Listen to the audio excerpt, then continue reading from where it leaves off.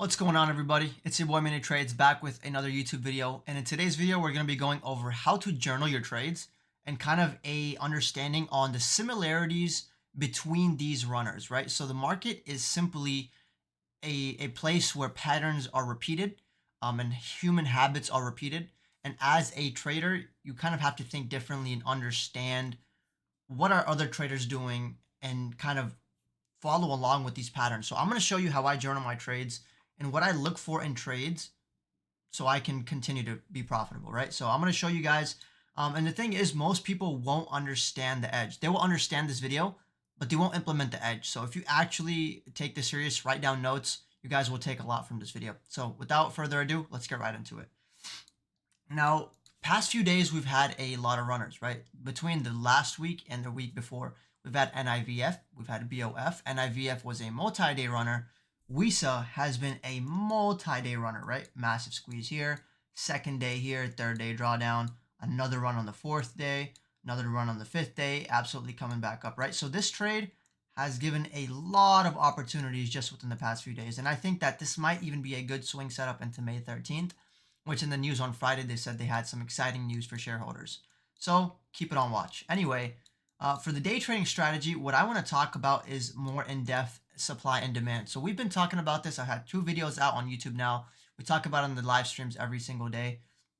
Now let's look into it. So WISA, something similar between NIVF, WISA, and PCSA. We're going to compare these 3 trades and look for similar traits in between these trades that made a massive move. All right, so let's check it out.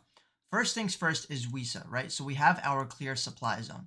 Now, for those that don't know what a supply zone is, a supply zone is simply an area where we had a candle or a candle wick, or just that zone, the candle body and the wick, which led to a massive move down, right? So this is obviously the wick before the massive move down. So we're going to mark that as a supply.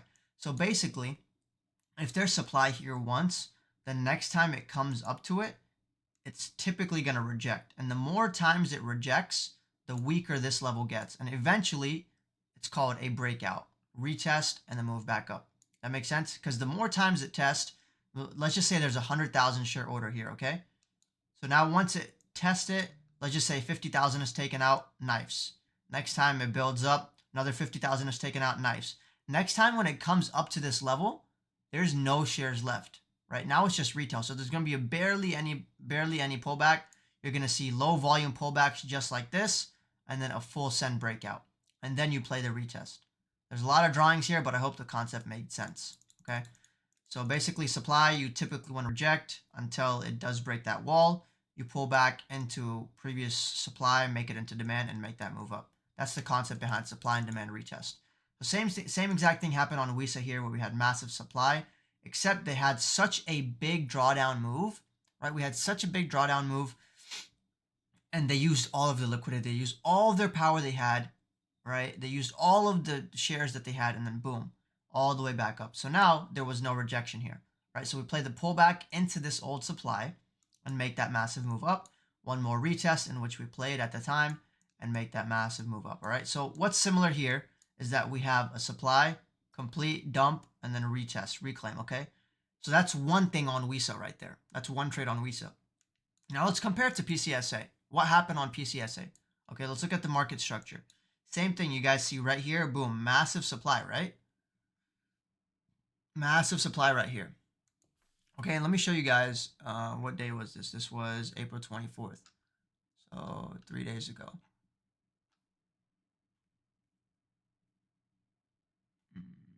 I did take this trade with my team. I'm gonna have to find it. But anyway, this was actually yesterday. So boom, right here. You guys can see I took this exact trade. So this is not some hindsight BS where you're having other traders just tell you after the fact, right? This is live. PCSA, this is the same demand zone, the same chart that we're talking about right here, right? You see the massive supply zone, and then we're going to see how we flipped it into demand to play this zone. So basically, we have this massive move down on WISA, right? So same thing on PCSA where we have this massive move down. Now there isn't a wick here. So what we're going to do is we'll mark out the candle body, right? We'll mark out the candle body right here before the massive move down. Okay. We'll kind of mark that out. Now we drop down to the smaller time frame just to find a wick or see where we're at. But just the bigger picture, you guys can see that this is the area, the consolidation area before the massive move down. So same concept on here. Right now we're comparing the two trades, WISA and PCSA. Something common, right? So supply, supply, flip, breakout, breakout, right? We break out here, pull back, squeeze, squeeze, all right? Next pullback on PCSA is right here. Next pullback is right here before the massive move up, right? From 216 to 260. Same thing right here. Another retest in the old supply before a massive move up. So you guys can see this is exact same concept. Market structure might be a little bit different.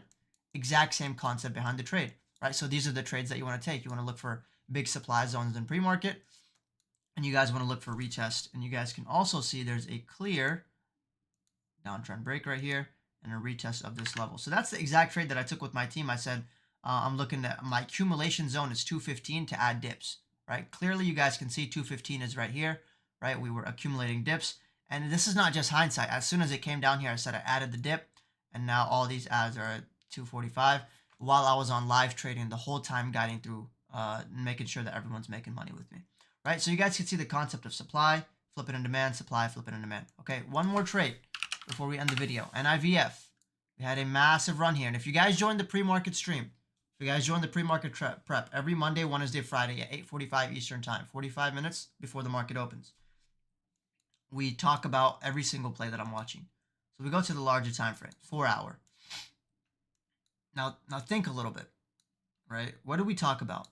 Massive supply into demand. Massive supply into demand. So where is the massive supply zone right here? Let's kind of zoom out.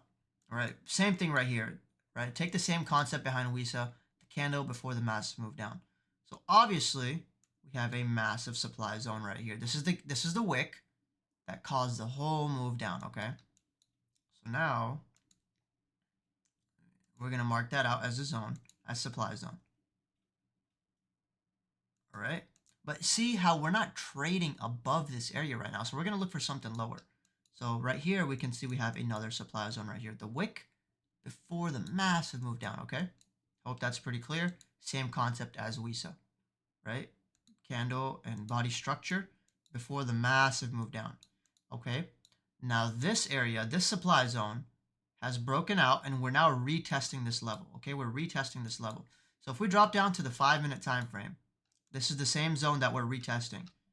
Dip into the zone in pre-market, massive move up. And where did we reject? Where did we reject? Simply into the next supply zone. From supply zone to the demand zone, right? This old supply zone has now flipped in demand because of the breakout and retest. Same thing here. Supply, breakout, retest. All the supply has turned into demand, and now massive move up. Same thing here. All the supply turned into demand with the massive move up to next supply zone. All right. So I hope that's pretty clear. The market moves from levels to levels after stopping people out. So wait for liquidity grabs. You guys see this worked out almost literally perfect to the T from level 150 all the way to 233, and everything in between is market noise. You guys can see after we tap the zone, we're almost coming back straight down to this level. So I hope all this makes sense. Recapping your trades, making sure that supply and demand is intact. We compared 3 trades. All of these trades made sense between supply and demand flips. So look for these trades in pre-market. I hope you guys learned something from this video. The next topic you guys want to learn about, drop it in the comments. I do look at those, so I will continue to drop education.